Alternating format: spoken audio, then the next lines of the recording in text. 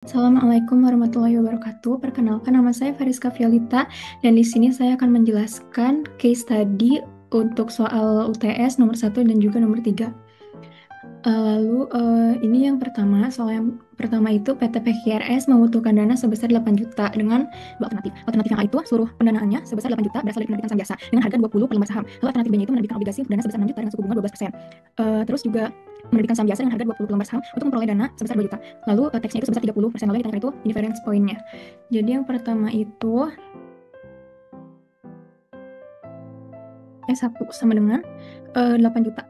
8 juta itu dari dana yang dibutuhkannya. Lalu dibagi dengan 20 sama dengan 400.000 lembar per saham.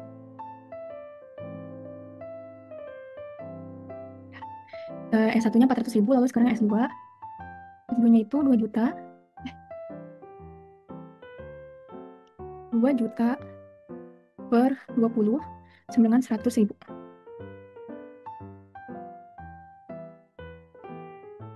lembar. Next-nya itu kita menghitung kuponnya. Kupon sama dengan 12%. 12% itu dari suku bunga. 12% dikali 6 juta. 6 juta, hasilnya 12% kali 6 juta itu 720.000.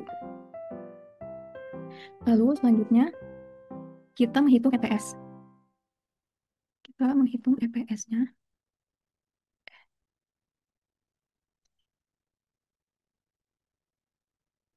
Kita menghitung EPS-nya. EPS 1 sama dengan EPS 2.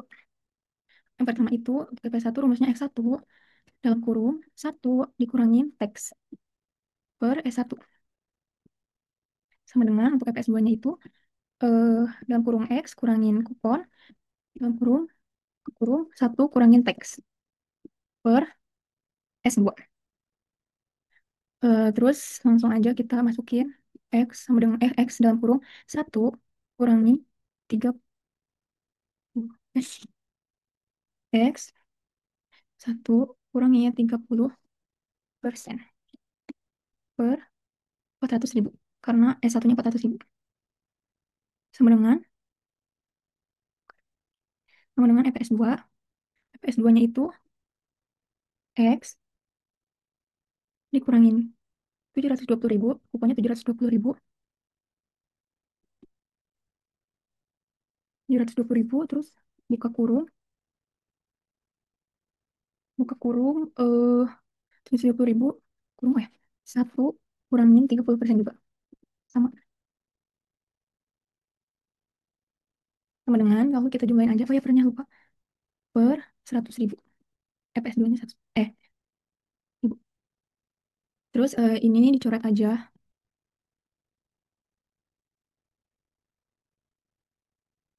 Ini coret, ini coret.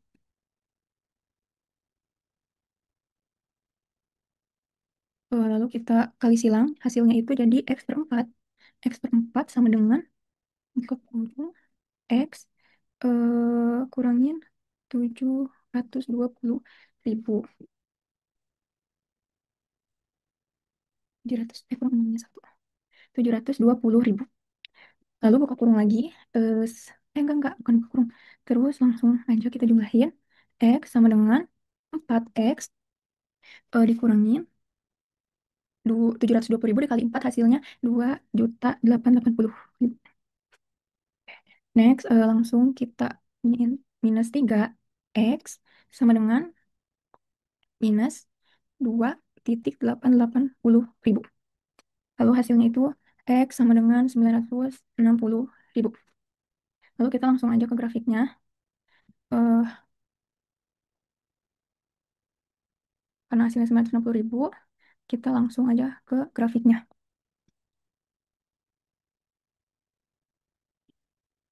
Di sini, salah. Di sini nomor 4, 3, 2, 1, 0. 700.000 ya. Karena dia di bawah. 700, salah, 960.000. 900.000 di sini. Ini. Terus langsung aja kita tarik garis dari 0 ke sini, ke arah 2. Nah, ini udah pas di 2. Terus kita tambah lagi di 700.000 ke arah eh, ke arah 2 juga. Ini EPS 2, ini EPS 1. Grafiknya jadi oke, jadi kesimpulannya itu garis EPS 1 di sini itu lebih landai karena sahamnya itu lebih banyak diterbitkan. Nah, terus kalau untuk EPS 2-nya di sini tuh lebih curam karena sahamnya lebih sedikit. Terus juga ada beban bunganya. Lalu selanjutnya itu nomor 3. Soalnya itu perusahaan Anda ingin membeli server file jaringan baru untuk jaringan komputer. Nah, harganya tuh 75.000.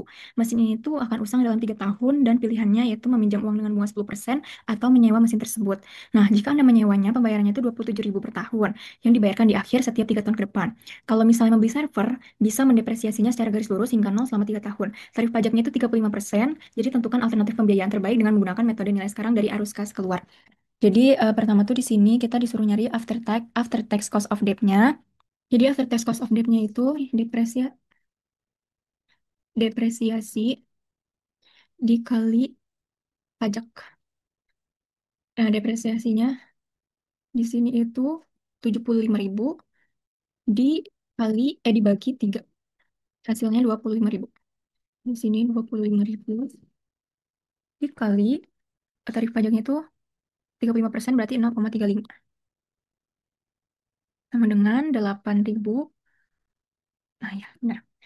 Hasilnya 8.750. Nah, lalu selanjutnya itu kita menghitung tax shield list-nya, yaitu biaya sewa tahunan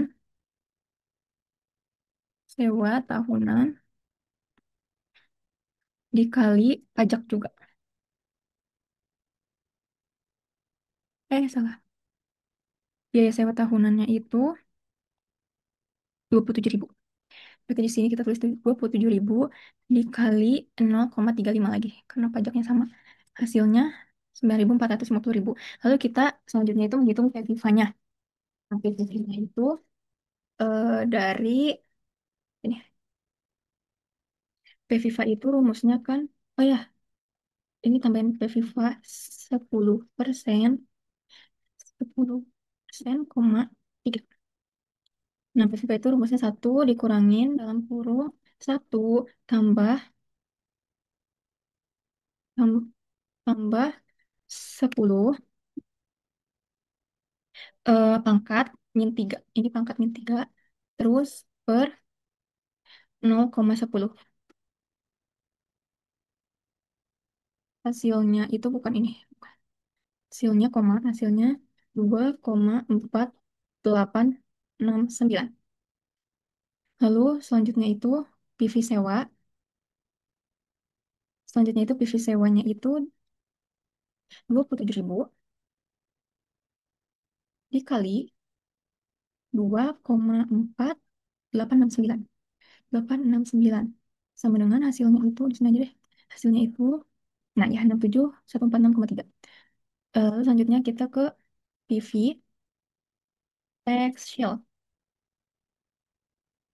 Tadi tax shield listnya, sekarang PV tax shieldnya. Nah, di sini tuh kita hitung dua. Yang pertama itu depresiasi. Depresiasinya itu 9.450. Hasil dari tax shield list 9.450 dikali 2,4869. 4.869. Lalu hasilnya itu apa ini?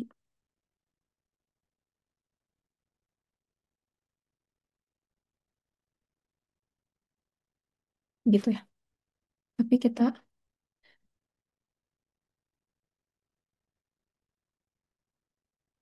ambil angka depannya aja. 23,501. Lalu selanjutnya itu ada PV sewa. Salah. Sewa. Sewanya itu 8.750. 8.750 dikali Dua, sama kayak tadi. Dua, empat, delapan, enam, sembilan. Hasilnya 21760. Kayak biasa kita ambil eh, angkanya yang ini aja. 1760. Lalu di sini kita menghitung PV belinya. PV belinya itu berarti di sini 75.000, kita masukin 75.000 ditambah, salah, dikurangin 23501. 23501. Hasilnya segini. Ini bukan koma, segitu. Lalu PV belinya itu 67.146 dikurangin, oh ya yang ini ya, yang sewa, 21,760.